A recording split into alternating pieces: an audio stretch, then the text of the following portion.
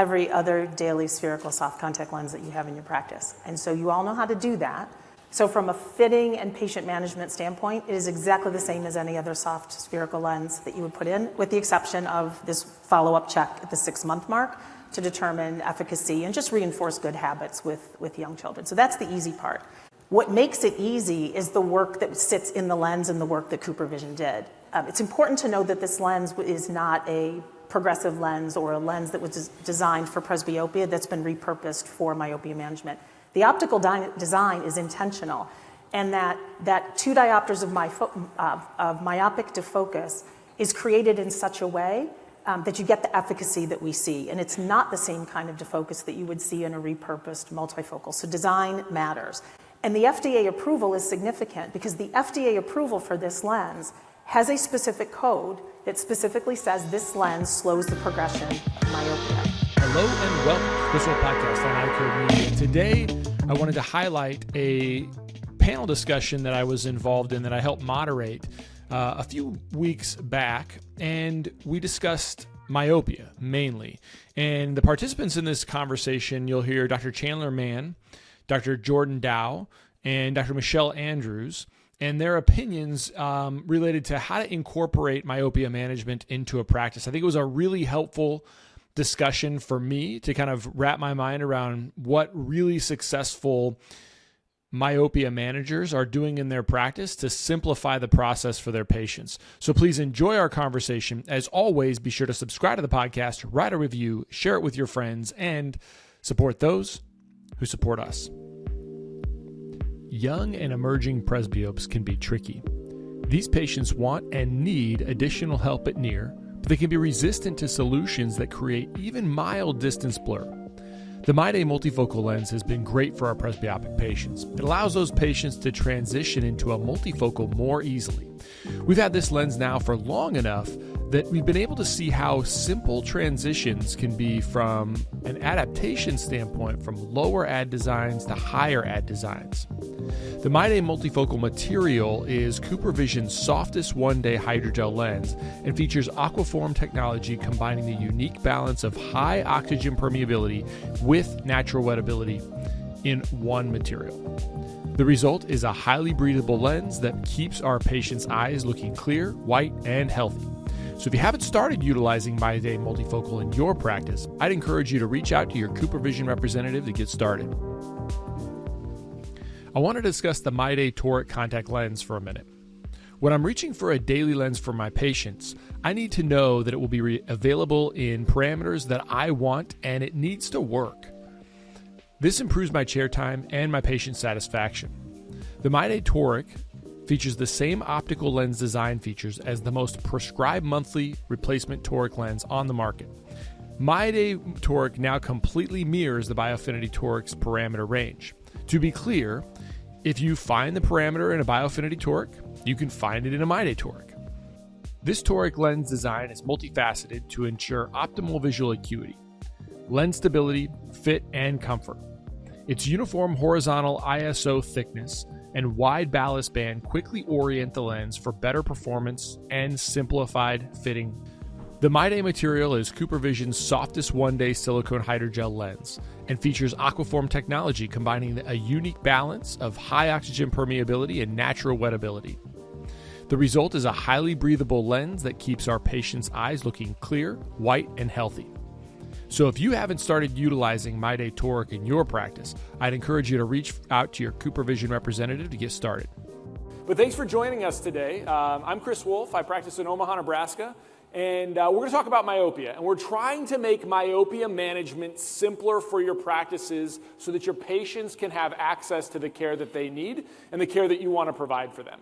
And so that's really the whole goal of our conversation today. I had the pleasure of getting to sit back just like you all and learn from these guys, which are the experts. I want to provide some introductions. I'll let you kind of tell us a little bit about your practice, tell us a little bit about yourselves, why you like myopia management, why you feel like it's been a benefit to your practice and to your patients, primarily starting with your patients. Now, you've probably all met Dr. Michelle Andrews. So Dr. Michelle Andrews is stepping in for Justin Kwan. Now, I'll give you a little bit of background as well. Is Justin and I had a conversation on the podcast this last week. It released on Monday. Like and subscribe, share it with your friends. And it was really about the kind of underlying why behind myopia management. So I think it was a great prelude to this conversation. And Dr. Andrews is going to be stepping in and kind of giving us when I say global, kind of a U.S. Overarching understanding of what CooperVision gets to see in the marketplace related to myopia management and MiSight specifically. And then we have Dr. Jordan Dow, who is from Nebraska. Jordan, tell us a little bit about your practice. Well, he's from Nebraska, but he practices here. Yes, I'm in Florida. My wife refused to learn how to drive in the snow. So, that's how I find myself in Jacksonville, Florida. And I opened up a Cold Start practice 7 years ago. And really, it was drinking from the fire hose. I tried doing everything all at once and, kind of dabbled in a lot of different things. And myopia management is really one thing that really took off in our area. And it's something where myself, I'm a high myope, and being able to, take care of the kids, the families that are coming in, we really hit some good beginnings with it, and it really changed the way that we did our practice. It opened up a lot of other doors and opportunities as well. Great. I'm excited to learn from you. Yeah. Dr. Chandler Mann, so tell us a little bit about your practice, where you're at, kind of how myopia has impacted your patients, and then also managing that has impacted your practice. Yeah, so I'm in San Antonio, Texas, Stone Oak Vision Source. We opened Cold Start as well about 15 months ago, kind of like Jordan, trying to do everything. We started pretty quick, pretty rapid. I started out, before we even opened, I went to a bunch of schools, and I have a big focus in myopia management. Obviously, I love to do this, and I was at a big ophthalmology group before, and big reason I left is because I wasn't able to practice myopia management. It wasn't in the practice style. Found out actually that Jordan sent me a couple patients last summer, all the way from Florida to San Antonio. So we just found that out about 10 minutes ago. But once we got in, we're kind of in suburban San Antonio, a lot of families, a lot of kids. So demographically, it's awesome for that. And, I love to do it. And I think it's the best thing we can do for healthy kids otherwise. I think what's really cool is both of these guys, and what you'll find out is they're in the trenches, seeing patients day to day. They get the grind of what it's like to get pushback from parents or questions from parents that might make us uncomfortable. So we're going to be offering like an opportunity for you all to ask questions during this. So each kind of session, we've kind of broken down our ideas into different sort of topics. And so please ask questions about, hey, this scenario comes up and it makes me uncomfortable and I don't think I'm doing a good job communicating to patients or whatever. Or if you don't say it, I'll say it because I feel those same kind of pulls in my own practice. But what I think is really cool about both of these guys is that they have figured out ways to remove themselves as a barrier to patient care so that the patient gets what they need and they are not the barrier to that care. And a lot of it comes down to cost understanding and conversations, or how do we present this in a way that is more palatable to the patient. So before we get to that, I want to start with Dr. Andrews. Dr. Andrews is going to kind of give us an overview of kind of the simple truths that we get to see within myopia. Sort of what does CooperVision, what do you see when you look at the market space, and what we should be considering in our practices? Thanks, Chris, and thanks, Jordan and Chandler, for being with us. And thank you all for being here. I think we maxed out the room. So obviously, a really important topic, and it's important for us to make sure that you understand that this can be easy. So start writing down your questions because they're going to help. When we think about the size of the market, just to give you a benchmark of perhaps where you are or where you could aspire to. If we look at all of the children in the U.S. marketplace that are would be considered of pediatric age, and then we add up all the practitioners, optometrists and ophthalmologists, and say, all right, if all 70,000 of these licensed optometrists and ophthalmologists all were going to take care of every single one of those kids, each eye care practitioner would have 278 active myopia management patients in their practice. So quick math would say that that's 25 a month if every single person did it, which we know is not the case. And so as we think about where you are and what you can aspire to, that's the size of the market that we're talking about. And it really is a wonderful opportunity to get in and get in at the beginning, because those patients and their parents, as I'm sure we'll hear, refer more patients to you because there aren't enough people actively engaged in myopia management. So a couple things about some simple truths, and I think we have a few slides here just to kind of bring things home. You know, when I learned about glaucoma, there was a target pressure. Now, I graduated a few years ago, so the target pressure there's new thinking about that. But the point was that we kind of had an end goal in mind, right? What does good look like, and how will I know if I've gotten there? And so what you can see from the slide that we have on the screen is you might be able to think about myopia management in a very similar way. When we're looking to slow the progression of myopia in children, what we're trying to do is put them in a lower risk factor for things that cause irreversible vision loss. And we typically think about retinal detachment, glaucoma, cataracts, and macular myopathy. And so what you can see from this chart is that as the myopia increases, which is reflected along the x-axis there, at a certain point, the risk of these vision-threatening diseases increases, and it increases exponentially. And you'll see that happens at about -3. So if you like to have a vision of what your goal is, this is a great place to say, boy, if kids' vision could stabilize at less than -3, then we've done a really good job of reducing their risk factor for things that could impact their vision for the long term. So I think that's a good anchoring point. Yeah, and I think, Justin and I had this conversation, and I think his thing that I think helps me clarify is you want kids to graduate less than a -3, right? So get to beyond high school, less than a -3, puts them in a high likelihood that the rest of their life, they're not going to have that exponential rise in additional retinal diseases. Yeah, and just from a lifestyle perspective, walking through life as an uncorrected 3 diopter myope is very different than being a 6 diopter or an 8 diopter myope. So there's lots of reasons why that -3 makes good sense. Yeah, great. So as far as from a standpoint of standards of care, right? So tell me a little bit about, now standard of care I think a lot of cases has these legal ramifications, potentially. But talk about the standard of care a bit and how you all see it and sort of other definitions related to it. Sure. So at CooperVision, we look at it from the perspective of if the evidence is there that we have the capability to identify a potential disease state early and do things to prevent a person from falling into that risk structure, then that becomes a standard of care. And once we had the opportunity to have an FDA-approved product, that really solidifies it. The science is there that if a child progresses, that's potentially damaging, and we have something that we can do about it. So it was really the World Council of Optometry in 2001 that took the first boldest step to say that letting a child progress in their myopia through traditional contact lenses or glasses is no longer acceptable. And what they said back in 2021 was myopia management, this effort of managing the myopia. So if they're young and they haven't started progressing yet and we can get time outside, that's myopia management. There's evidence that says time outside is protective and preventive. If they do progress into myopia, then it is our obligation as a profession to put them into a treatment program that corrects their vision but also slows the progression. And the way the WCO talks about is they talk about it as manage, mitigate, and measure. So it wasn't about how you do that, but rather that you should be doing it. Yeah, I mean, I think that's, I don't know, what do you guys think about a standard of care? Like, how do you get beyond the barrier, or have you just accepted in your practice that it's like, look, I have to do something, or I have to at least have the conversation?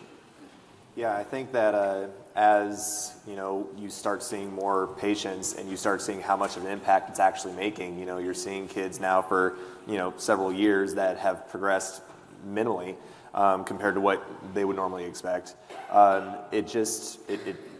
It changes how you feel about it. It becomes just a part of what you should do. It's going back when you first graduated school or were in the middle of school going through clinicals, and you're talking about getting progressive lens for patients than when you don't need a progressive lens. And it's something that you had to learn how to do it. You got more comfortable with doing it, talking about something that you're maybe not experiencing yourself, and then all of a sudden it just becomes part of what you do. And that every time you bring in a new technology, any sort of glaucoma testing and things like that, it just becomes part of your practice. And it's just the expectation for us now. Do you put, do you put something in your chart, like in your chart notes when a patient says, I'm not going to do this, or they decide they're not going to proceed with myopia management yet? Do you put something in your chart that you've discussed it? What does that look like? Yeah, so I document refraction, document axial length, document that there's a thorough discussion with the parent, giving them the options for myopia management. Our conversion rate with myopia management is extremely high. It's been a couple rare cases where parents have not wanted to proceed at that time. Whenever that happens, though, I do bring the child back. I emphasize to the parent just kind of how important it is to me. I bring them back for a no-charge follow-up at 6 months just to monitor them. And I think that what that does is it kind of puts emphasis on that I think it's important. I'm not doing this for financial gain. I'm doing it because I actually care about the kid. And you're an optometrist. Yeah. You're an optometrist. I know. Yeah. You're killing me. Yeah, right. I know. But I know. It's quick, though. When I bring it back, No, it's good. It's good. Yeah. These are all your friends. Yeah. And your colleagues. What I will tell you, and my team will tell you this too, is the 3 kids that we've done that with, it's only been 3, and we have over 100 kids, and it's only been 3 that have said no at first. Every single one of those came back, they progressed, they started treatment that day. So it does provide conversion as well, but it emphasizes to the parent that, this is extremely important. We need to act quickly. Damage done, we can't prevent, but, further damage we can actually prevent. And I give them information. I give them access to the CooperVision website, give them access to different studies online that show how important it actually is and how effective it is. So. Great. Yeah. I want to talk a little bit more about, again, because I think there's good ideas and there's not just my ideas about what should be successful. I think there's lots of great success in terms of different practices. Yeah. And so the way I want to do it doesn't necessarily translate in the way it's going to work in your practice or Jordan's practice or any of the number of practices here. So I want to dive into that in a little bit. Yeah. First, I want to talk a little bit, a couple more things in terms of background. Tell us, Dr. Andrews, why MySight is different and how it can be more simple than maybe we've thought it could be. Yeah, I'll start with the second part first. All right. It's a daily soft contact lens. Yeah. And it fits like every other daily spherical soft contact lens that you have in your practice. And so you all know how to do that. So from a fitting and patient management standpoint, it is exactly the same as any other soft spherical lens that you would put in, with the exception of this follow-up check at the 6-month mark to determine efficacy and just reinforce good habits with young children. So that's the easy part. What makes it easy is the work that sits in the lens and the work that CooperVision did. It's important to know that this lens is not a progressive lens or a lens that was designed for presbyopia that's been repurposed for myopia management. The optical design is intentional, and that 2 diopters of myopic defocus is created in such a way that you get the efficacy that we see. And it's not the same kind of defocus that you would see in a repurposed multifocal. So design matters.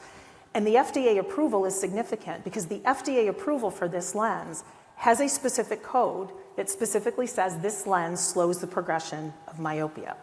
Now, every contact lens in the marketplace is FDA approved, but the FDA lists their approval for very specific indications for use.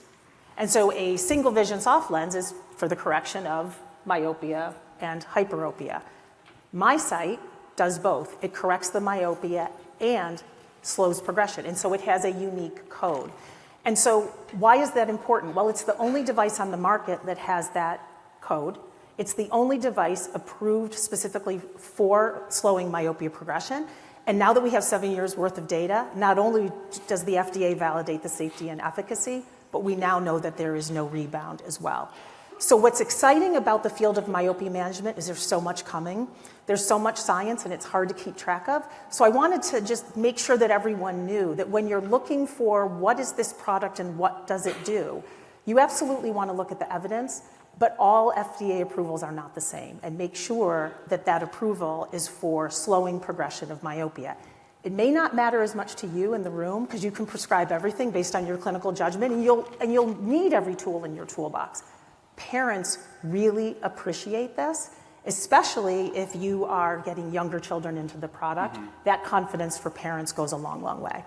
When we did the myopia protocol for Vision Source a few years back, there was this unknown. So off-label, one of the things that a lot of people will do is they'll use atropine. They'll use different dosing schedules of atropine. And the question that we get, and we've now used it long enough to see patients in our practice where we've taken them off of atropine. They've graduated out of it. We're trying to test the system. Well, a lot of those studies within atropine show a lot of, rebound after you stop it. So there's kind of this unknown, like, well, when I stop it, do we taper? Do we do X, Y, and Z? And I want to highlight a point you made, which I didn't know right now, is we have enough data to show that within a certain period of time, we're not going to get rebound with MiSight, which I think is pretty compelling because it answers the unknowns for us, right? It answers the questions that we have in our mind is like, well, am I going to have you like alternate this for a while where you're using maybe a single vision ProClear one day versus the MiSight, and then you kind of go back and forth on the way out? The answer is no. Well, and I think it helps all of you in the room because we know that once that eye progresses, you can't put it back, right? You can't get the toothpaste back in the tube. So you've asked these parents and kids to come in twice a year, which is one more visit, but they've invested a lot. They've invested in learning how to put the lenses in. They've invested in changing their lifestyle. I'm sure parents have invested in some tough conversations in the morning or at night about taking care of contact lenses properly. The last thing you want is this child to go through all of that thinking they've done everything that they can do and the parent feeling really, really good about themselves, and then it rebounds back. And so because we know that we can't go backwards, the confidence play is to put them in a lens that has the proper certifications to give them the best chance of that not happening.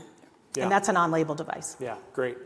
So I want to have kind of conversations about, really when I think about this in different ways to kind of filter this into my practice and understand a little bit better about who I'm going to sort of discuss, how I'm going to start to pick the right patients. And Jordan, Chandler, any ideas about when you get started, like how do you decide who you're going to treat? Do you wait for progression? I've sort of shifted really recently about the idea here, but I want to give you the understanding. I'll kind of throw in Dr. Kwan's kind of articulation to me recently about this because it was kind of mind-breaking for me. But talk about, like, when are you starting to say, look, we really need to do something?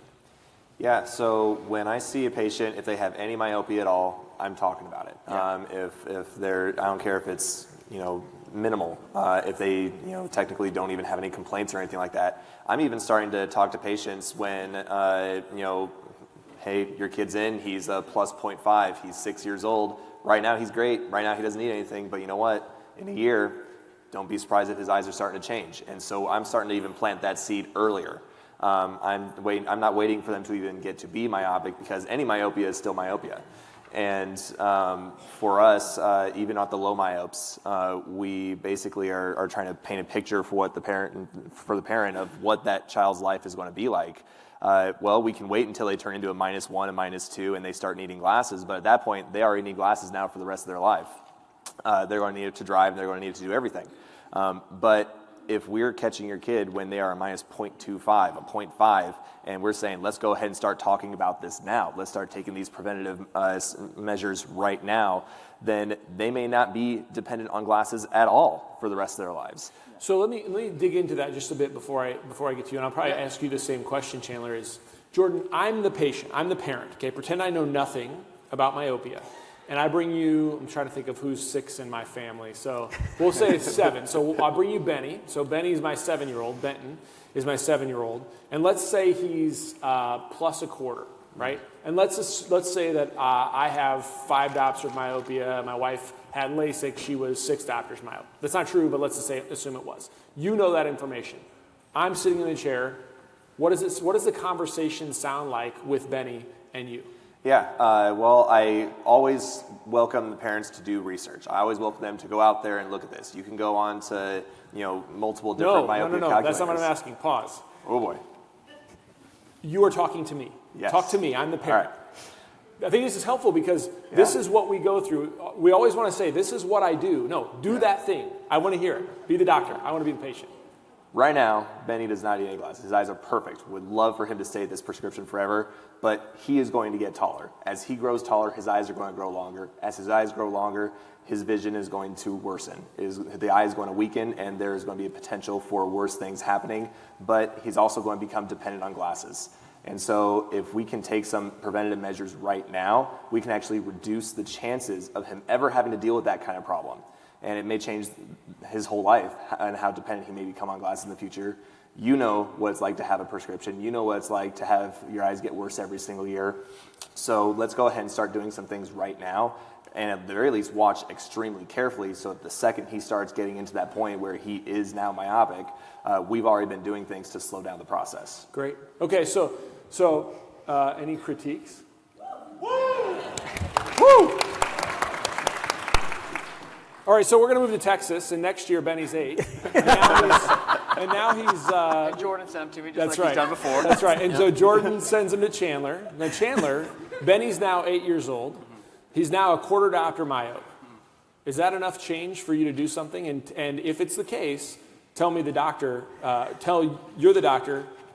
I'm this parent. Yeah. What does it sound like?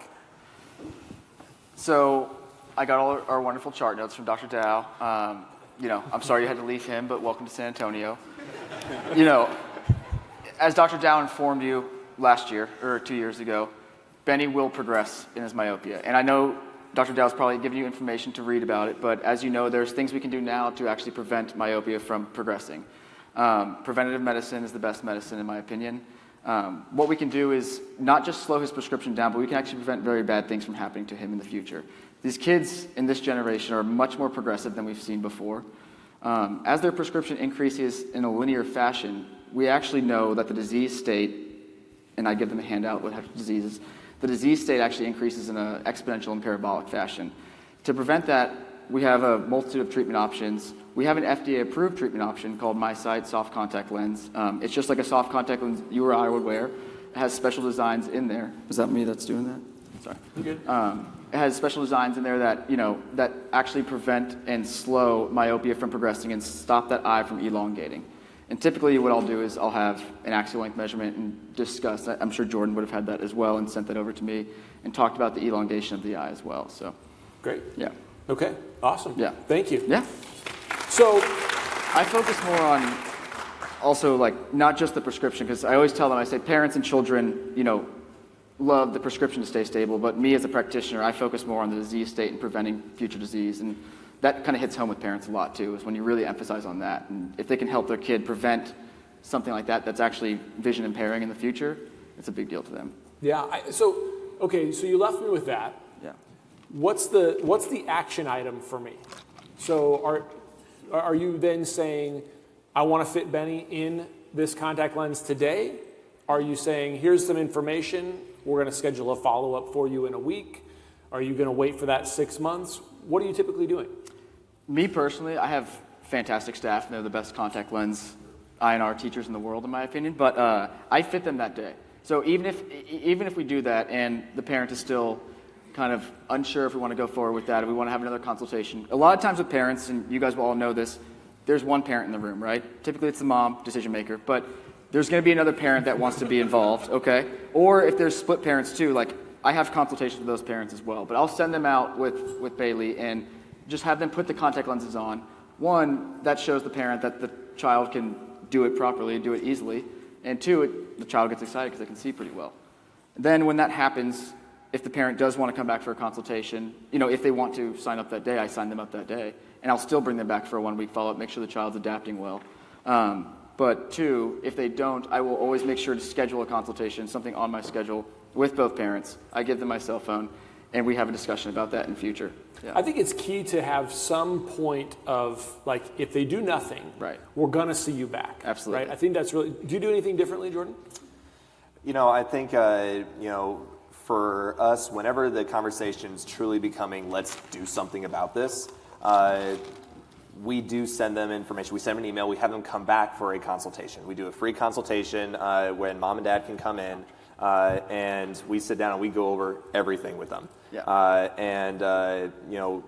I know for my office, our staff is fantastic as well, because at the end of the day, there may be an option that I think is best for that patient. I'm going to make that recommendation, but to let them know what is out there, and so that they feel comfortable with it, because at the end of the day, it's a lifestyle change that we're making to make things better for them, but they all have to be on board for the process to work. Yeah.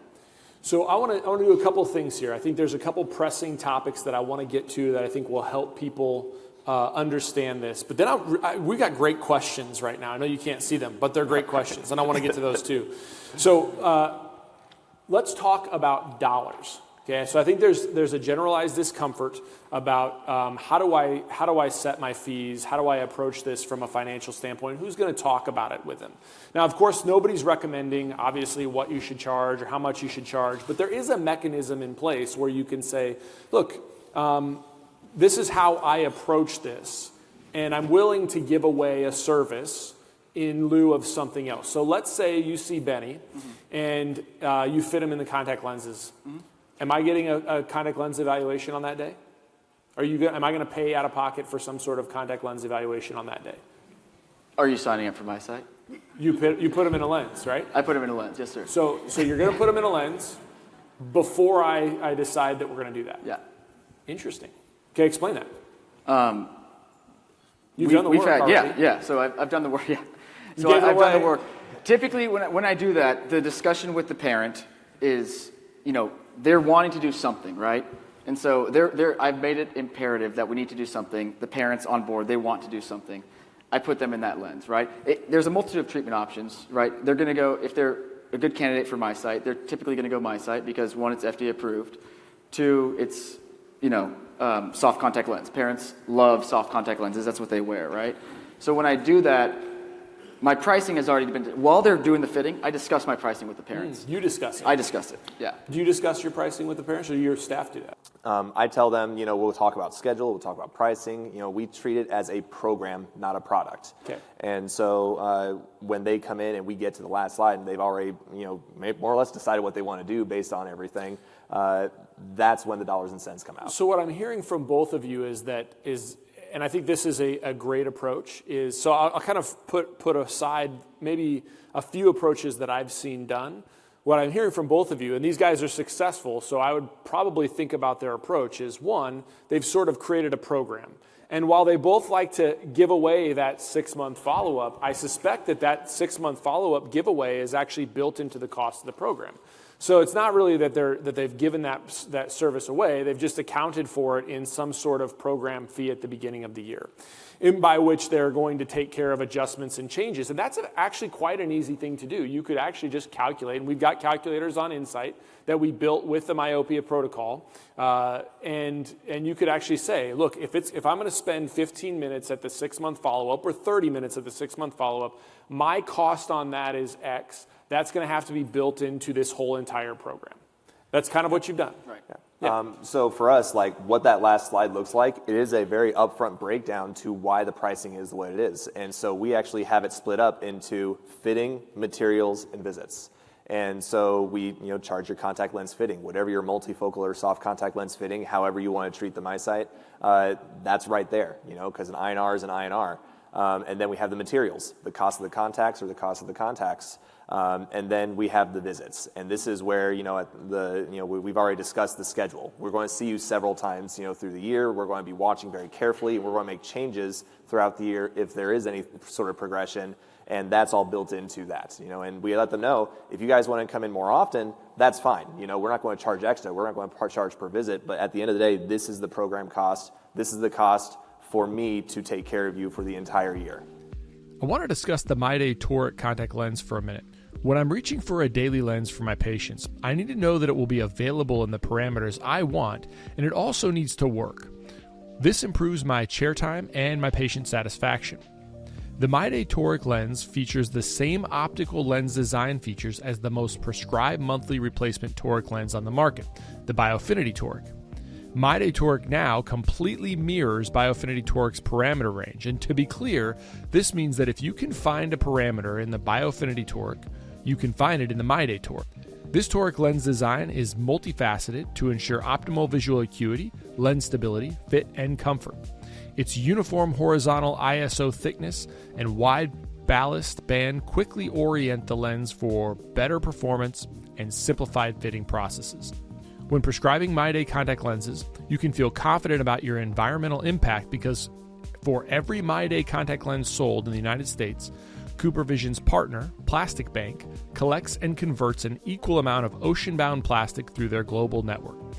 The MyDay multifocal and MyDay toric contact lenses will provide your patients with great vision quality and comfortable lens experience, all while making a difference in our environment. So if you haven't started utilizing MyDay multifocal in your practice, I'd encourage you to reach out to your CooperVision representative to get started. I want to discuss the MyDay toric contact lens for a minute. When I'm reaching for a daily lens for my patients, I need to know that it will be available in the parameters I want, and it also needs to work. This improves my chair time and my patient satisfaction. The MyDay toric lens features the same optical lens design features as the most prescribed monthly replacement toric lens on the market, the Biofinity toric.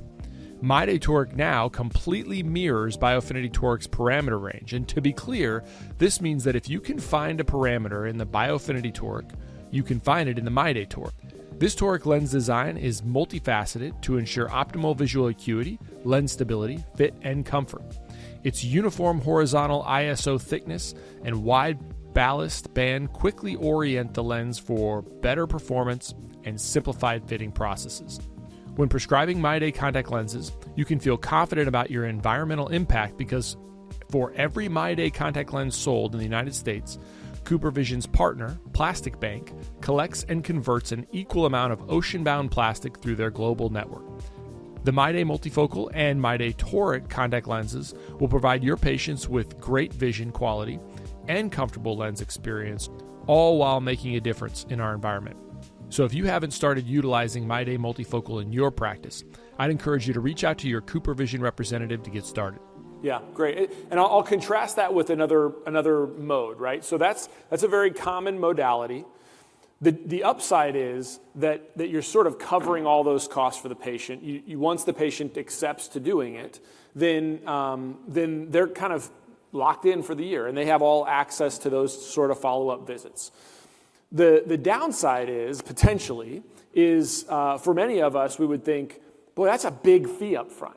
Now I got to collect that all up front, and so is that a barrier? And if it is, well, there's other routes, right? Like Jordan actually broke it down. He said, look, we have a contact lens fit fee. You could charge a contact lens fit fee, let the patient pay that.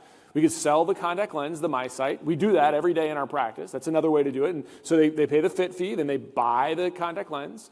And then at the 6-month follow-up, maybe it's not included, but it's like, look, you're going to have an evaluation in 6 months, and who's going to pay for that, we can decide. But the reality is that you could break it out for that patient. So maybe that for your practice might work better for your practice. I'm not advocating one or the other. I'm just saying you got to make it fit within what is going to work in your practice. Michelle, any thoughts about that? No, I'm glad you brought that up, Chris, because there is no one right way. What I would encourage you to do is think about what you currently do in your practice and you do well, and just make this match that. Because you're already taught, like, new is hard, right? New always takes longer. New is always hard. This lens is super simple to fit, but some of the things around it make it harder than you want it to be. And so anytime you can take a currently existing process and just tweak one thing or two things, you have a much greater chance of being successful. If you do everything with fitting fee and product and annual supply, and you're really good at that, and now you make MySight the exception to that, too hard. If you're already doing other things where that makes sense to you and it's working for you, then do that. But just give some thought to how you want to do it, because they all work. It's just really what makes the most sense to you. Yeah, I think probably the most important thing when I look at practices across the country that are successful in doing this, or anything within their practice that is different, is they find something they do well and they make this look almost exactly like that thing with one slight change. I think that's kind of the point I would leave everybody with this. Now, I want to get into some of your questions, because actually I think we've got 10 minutes of questions, and I think it's important. So first question is the top ranked, and you'll see, everybody can, if you're on your phones on Slido, you can actually decide which questions I'm going to ask next by giving a thumbs up. And honestly, I'm going to ask any one of these, whichever one's at the top of my list. So the first one that's at the top of my list, what age do you stop myopia management? What do you guys think? So for our practice, I always tell parents it's case by case. 15 to 16, 17, is usually around the time that we're doing it. But I tell them that I want to see 2 years with zero progression before we even start it. The discussion of discontinuing. I tell the parents, how aggressive do we want to be about this? If 15 and he just hit a growth spurt, you know what? We want to make sure that Benny's going to be covered just in case, right?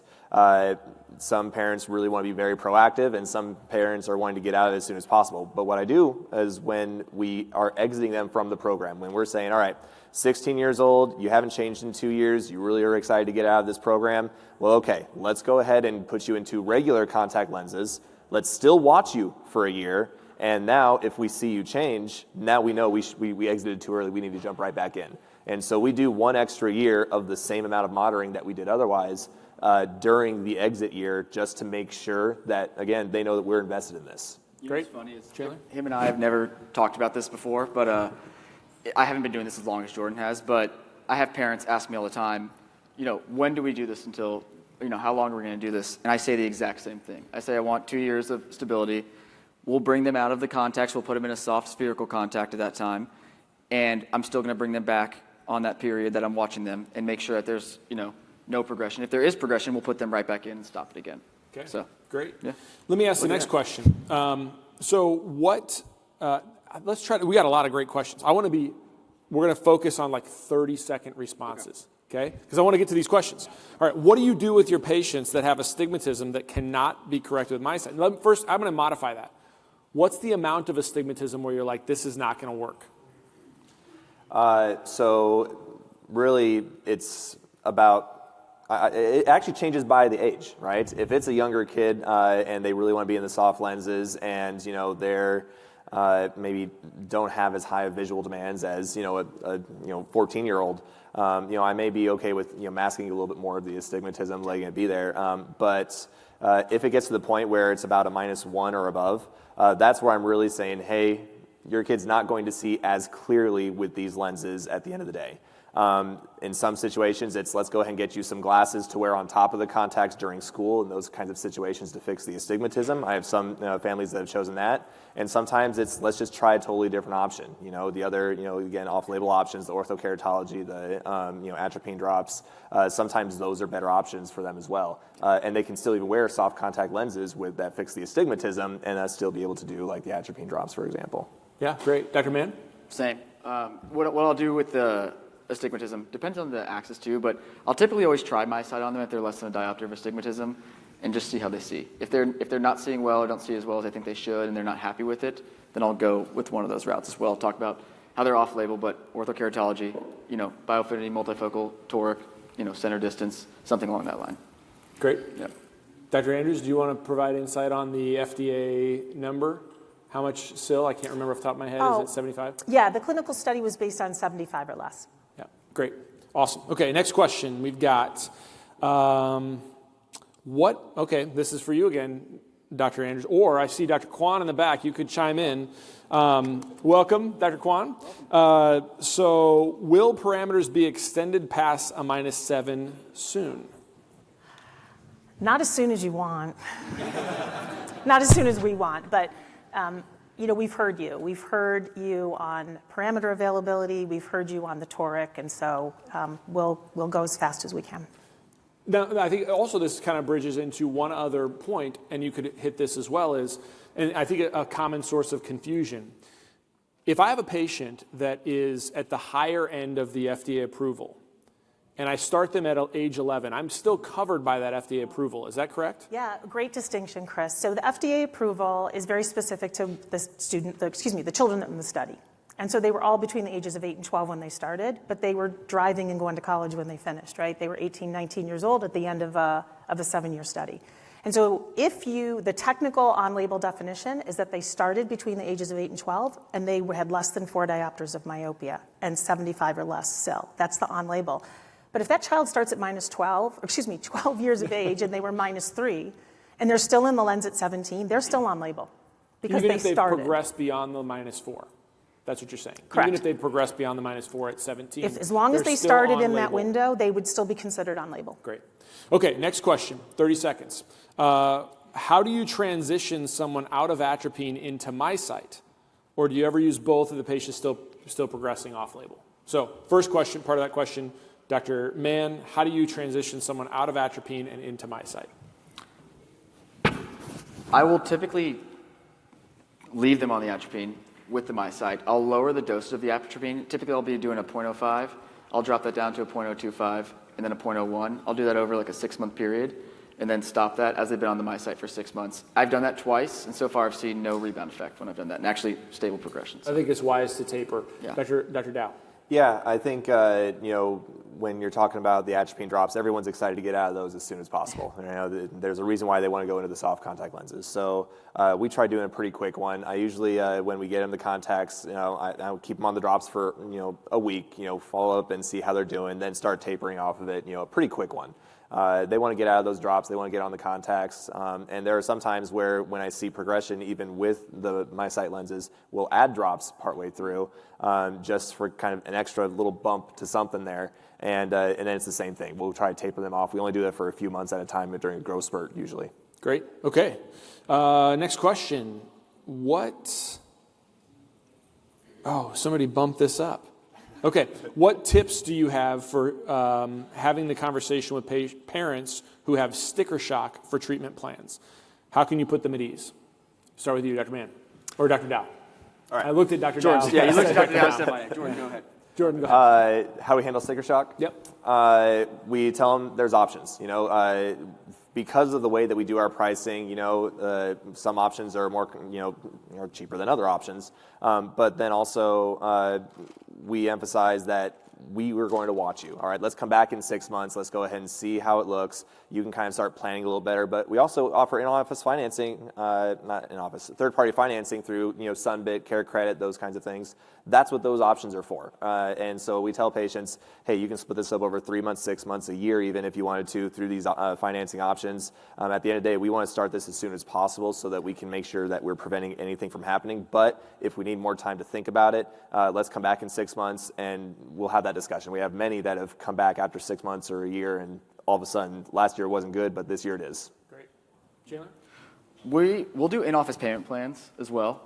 We'll do third-party financing. I let them know we can kind of, do our in-office payment plans on a 3-month period.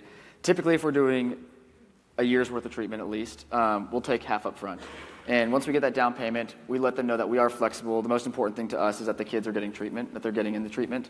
As we're seeing them, if we're doing MySight, we stock MySight. So if we have a year of it, we'll give them the 6 months that they pay for. At that 6-month follow-up, they're ready to pay for it again and give that next 6 months. But as long as you're flexible with the parent, you show that they care, and they understand that you're willing to work with them, they typically don't mind the sticker shock, and they think it's extremely important. So, awesome. Yeah. Okay.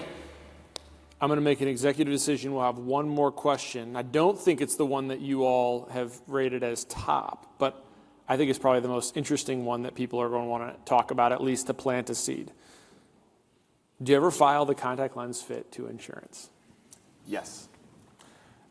We do. We split it up so we have the contact lens fitting, we have the contacts, and then we have the visits. And we tell them, no insurance is going to cover, the visits. That's just the program. But we have the fit, we have the contacts, we have an itemized invoice that has them, and so we're going to go ahead and submit that to the insurance, just like we would any other contact lens.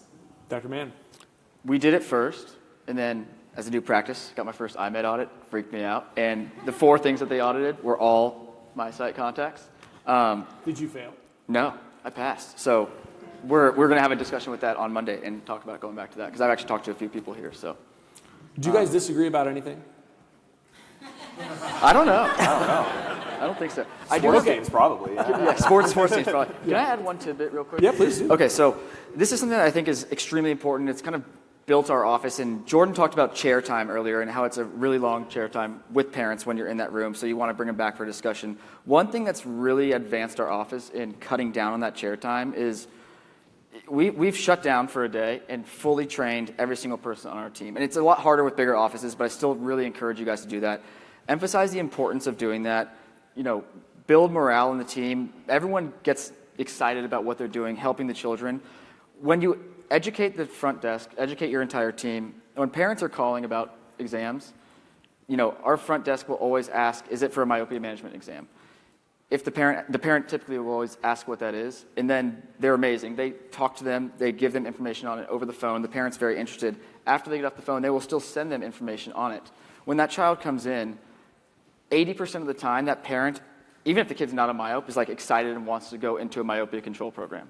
So that's one thing that I would emphasize to all of you guys. If y'all haven't done that yet, take the time, educate your team, have them talk to the parents on the phone beforehand, send them information beforehand. They come prepared, and they're extremely excited to get going. So it cuts down your discussion time, cuts down your chair time, and it allows for same-day conversions if you want to go that route. So both of these guys are super accessible. You can bombard them on the way out in the back, ask them for all the handouts that Chandler gives. Dr. Andrews, you summarize conversations better than anybody. Can you summarize this conversation? 30 seconds or less? 30 seconds. Pressure.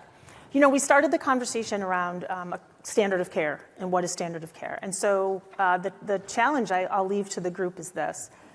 Everyone in this room took an oath when we became an optometrist. And there's 3 parts of that oath that just fit with myopia management so well. The first is that we will look after the health and well-being of our patients. And that is just what we do. That is foundational to who we are. In fact, it's the number 1 statement in the oath. And when you see charts like that children are at risk for retinal detachments and myopic maculopathy, and you can do something about it, we can check that box. Another part of the oath is that I will operate within the capacity of my scope of practice. Well, there is nothing that you heard today from these doctors that is outside your scope of practice. Soft contact lenses is right within our wheelhouse as a profession, and there's no reason that we can't make that happen in our practice. The third piece I'll call out is education. We have a responsibility to educate our patients about what's available to them and the things that they have to choose. If they say, I want to think about it, that's great. Write a prescription for glasses or contacts, see them in 6 months, and go back to number 1 and number 2, which is we have a responsibility. And so if you're not yet convinced that this is standard of care, you were convinced and you are living with the oath that you took. And at least those 3 statements fit so elegantly into doing the right thing for children with myopia. So thank you for coming, and thank you for all the great questions, because that tells me you are like on it and ready to go. Really appreciate all of that. Enjoy the rest of Thanks, exchange. everybody. Appreciate it. Thanks, Dr. Andrews. Thanks, Dr. Dow. Thanks, Dr. Mound. Appreciate it.